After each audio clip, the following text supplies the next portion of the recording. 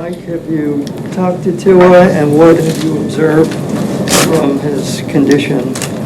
Yeah, I talked to him in the locker room. Obviously, I talked to him on the field, and then talked to him in the locker room before he was headed home. You know, he was in good spirits. What was your immediate thought when you saw him go down and into the fencing position?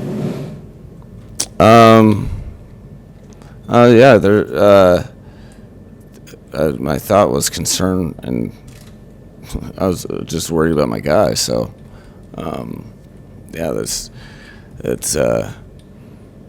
not something that you ever want to be a part of. You know, you hope not to. Mike, obviously it's very early in the process with Tua. Do you foresee a trip to the injured reserve list, or do you have any insight on that? You know, as right now, you know, I'm not really.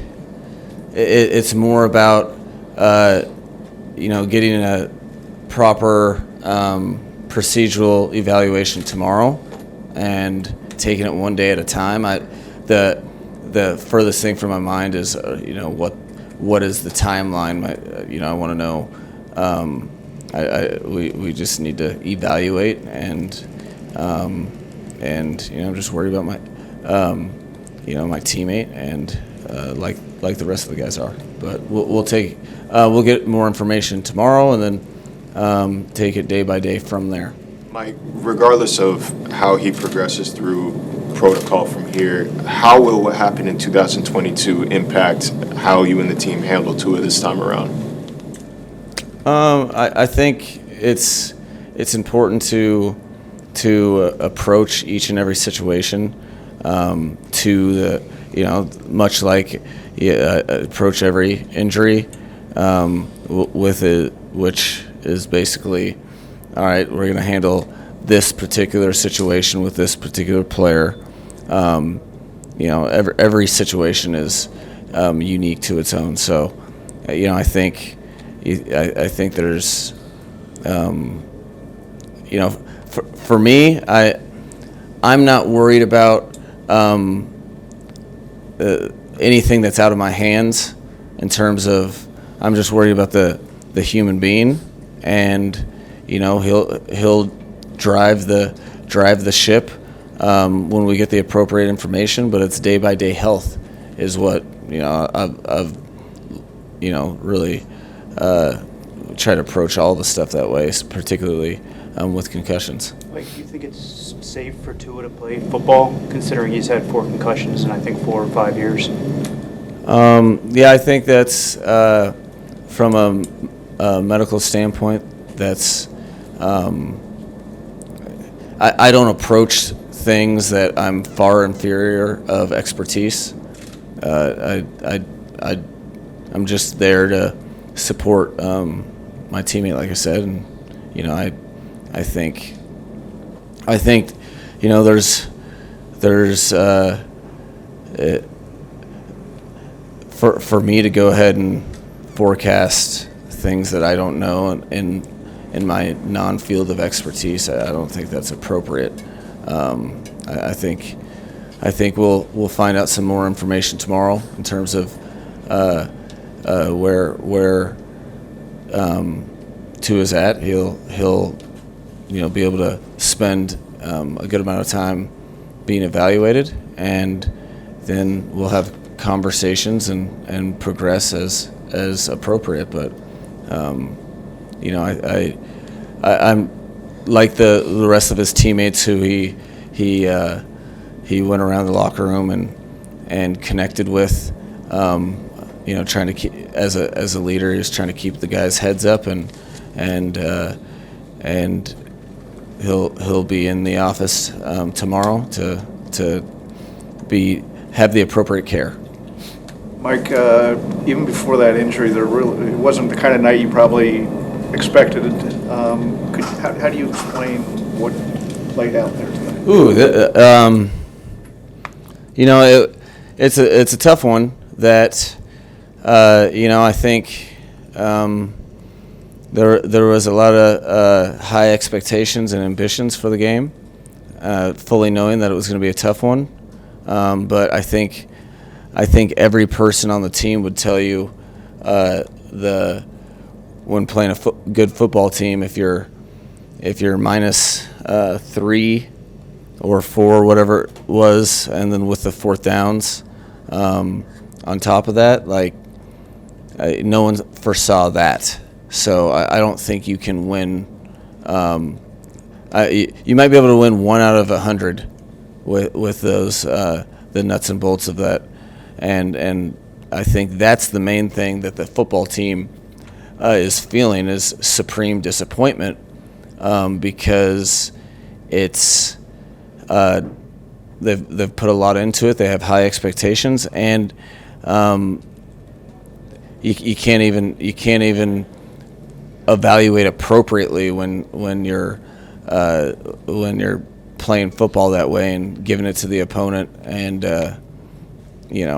so giving them extra possessions, especially a quarterback like that. So, I think it's football's a tough business. There's like I told the team, like this hurts for a reason, and then you have to find out if you need I think we have enough veteran players in that locker room that understand that the belief will come from within, because you quite frankly, you can already turn the page and know what's going to be said about us, and that's probably going to last for a while. We'll have plenty of opportunities to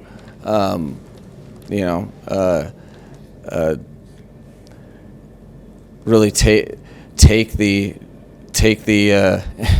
just sheer frustration and anger out on the way we approach our jobs day in, day out. It's also very much week 2, and that was our first division game, and it feels way bigger than that, because there's a lot of history to this this matchup, and there was a lot of things that we thought we were going to take care of that are definitely not taken care of. So, I think it's a gut check for the team early in the season. I look at things like if we would have won by 30, what does that mean? I think that puts the game in perspective. It's one loss that really cuts deep, but that can either be a good thing or a bad thing depending on how you respond to it. So I really believe in the locker room. I believe in the coaching staff, and I better believe it, because it's going to be a while before it's going to be anybody but us believing that, and that's okay. I think you have to these types of moments where your expectations and what you put in to things far exceed the result. You can't hide in situations like that, and so I'm expecting I'm expecting to move forward as a team and have this be a galvanizing moment in our season as we look back on it down the road. And how do you do that? You handle tough situations. You come together as a group, and you make sure that you clean up the things in your game that led to this. And we really didn't. The team wasn't given a fair shot necessarily tonight, because we had some absolutely catastrophic misgivings with the football, and that's what's going to happen. And I suppose it's best to know that. It's better to learn that sooner than later. And we have a gigantic season ahead of us, and we're 1-1, and there's some adversity. Welcome to the NFL. That said, Mike, the adversity and the season ahead and all those things, with the uncertainty on what's next for Tua, how much confidence do you have that you could be able to bounce back from this with Skylar for whatever foreseeable time that is? Yeah, I think as a rookie, I know you guys, or I know everyone doesn't get to see Skylar play. I don't know what our timeline is. I'm not concerned with that. We played with Skylar as a rookie, and with the season on the line, and found a way to win an elimination game and go toe-to-toe with this very same organization in a playoff game. I think that, and he's a much better player than he was then. Those are things that the team feels. I think guys really believe in Skylar. So I have no, I have the utmost confidence in him. That's why he's our backup quarterback, and you're always very aware that injuries happen in the National Football League. So, you can't do anything in the National Football League getting ahead of yourself. You can look at one opponent, and you can look at that the next day and try to get better at something, and then build on that and get better at something else the next day. And that's kind of the way that this team will approach it. I think we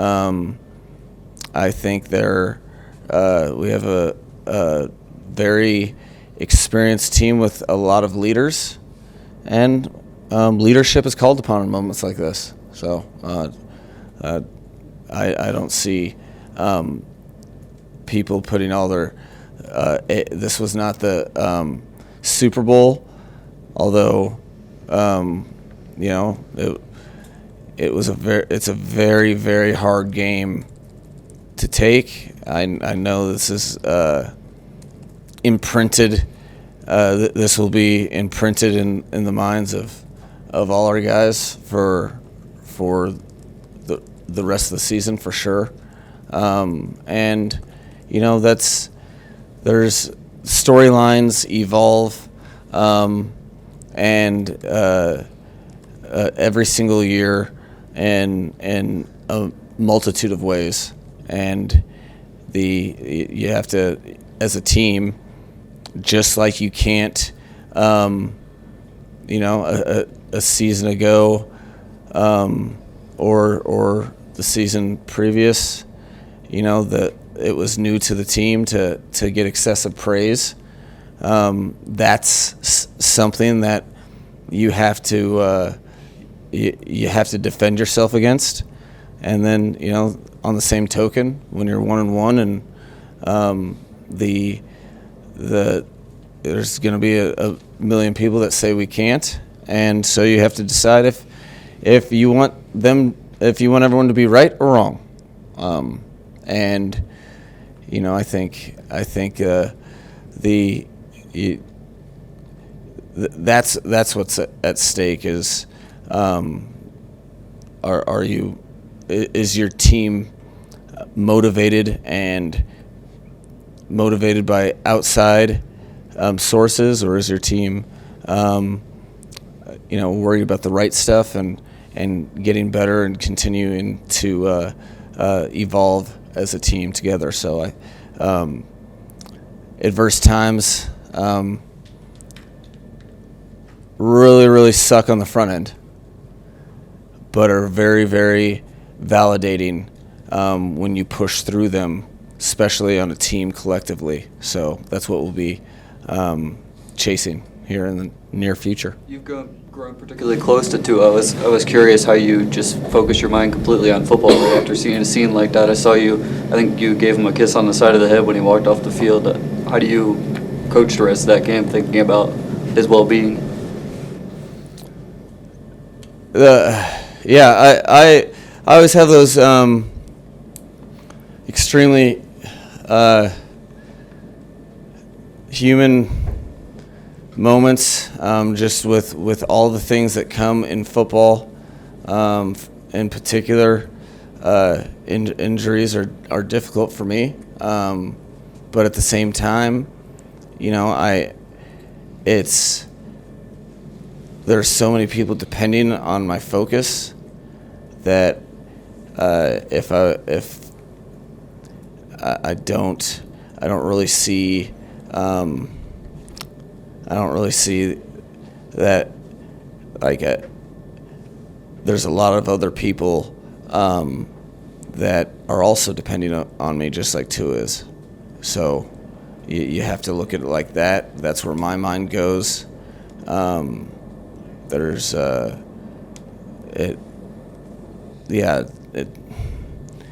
It's not the easiest thing in the world for sure, but nor is having this job. So you got to step up.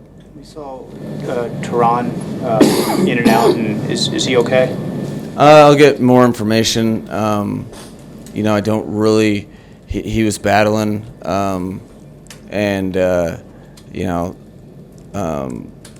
don't really have much beyond what tomorrow's assessment will be. This is always super fast right after the game, to be able to sort through that. So we'll have more information tomorrow for sure. But to be determined, I guess. How would you assess how Vaughn played tonight, especially with the injury? No, I thought Devon. I thought he really showed some really cool professional growth in a short week. He was in the training room nonstop, trying to take advantage of this opportunity, and he knew we'd already taken a shot at that in that position. So what he was able to do tonight is I thought he performed very well, and the only reason he was able to have the opportunity was because he really he really went all in, and in the process showed his teammates how much he can be counted on, because he was literally living in the training room to get out there, and I thought it was a cool individual piece of growth, and otherwise pretty miserable experience. First interception, why were neither Tyreek Hill or Jalen Waddle on the field for that third down? So there's on that interception that they were coming off. We're trying to put Jalen back in the game, but we were kind of down on the clock, and quite honestly, the way the defender was playing, it was the ball was a little behind Grant, and I'm not sure what difference that would have made. But you're early in the game. You're trying to rotate guys and make sure that they're fresh. We do that often, and it was unfortunate that was the result. Last question. Mike, when you see Tua check in on other guys in the locker room after the night that he's had with a smile on his face, what goes through your mind?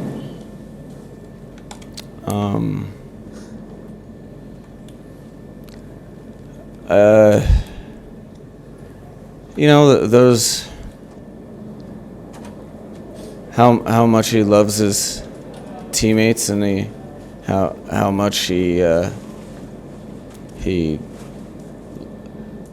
loves being out there with his teammates, really. And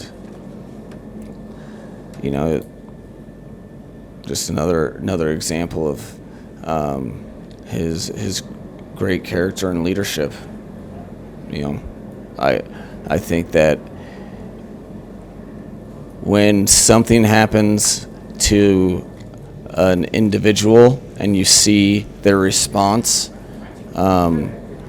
is less,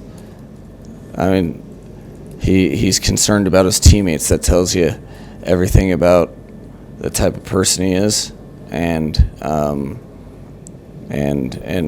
he knows what he means to this team, and shows a lot of awareness in that regard, because he knows there's a lot of guys that are worried about him. So I think it goes through my mind is he's a great human being and a great teammate.